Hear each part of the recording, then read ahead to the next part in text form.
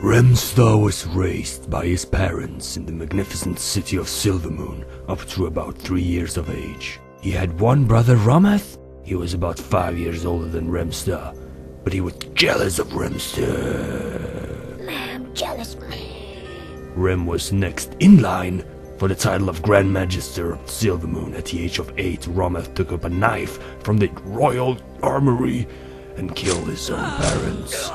They was dead. Hamoth had put the knife next to Remstar's bed, and Remstar was to blame. Hamoth became the next Grand Magister of Silvermoon, a bastard. Grand Magister Hamoth made a new decree and banished Remstar from Silvermoon for 25 years. Get out of my town. Remstar wandered around Eversong Woods for many months, until finally meeting Captain Calisindre.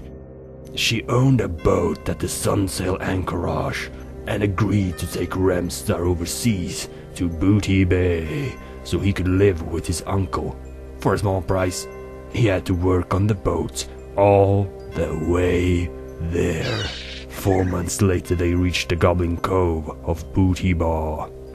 Remstar was taken to live with his uncle Fleetmaster Seahorn in the Salty Sailor, the Inn of Booty Bay.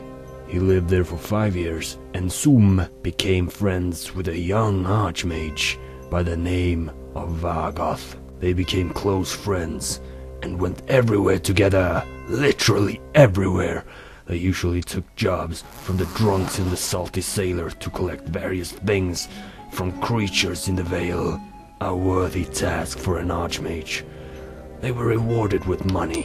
In a few months they had built up a big fucking stash of gold and they put it in their bunk. Remstar and Vargoth promised to always share the money until they grew old. We shall share this money. Yeah, you're fucking right, we're gonna share it. This dream world was not to last forever, for one day they were given a job to go out to Janaeru's Point. They were to kill an evil giant by the name of Mokrash. In the encounter, Vargoth was slain by the great giant, weeping over Vargoth's dead body and being mocked by Mokrash. He went berserk and hacked the giant to death. On returning to Booty Bay, he vowed never to put a friend's life at risk ever again, young man. At the age of 19, Remstar decided to return to Silvermoon and confront his brother for the crimes he committed. Nobody had seen him for 16 years, so he could easily enter the city without being noticed. The next time Captain Calisindre was in tune, he took the boat back to Eversong Woods. He rode towards the city on his proud Hawkstrider and entered without hesitation.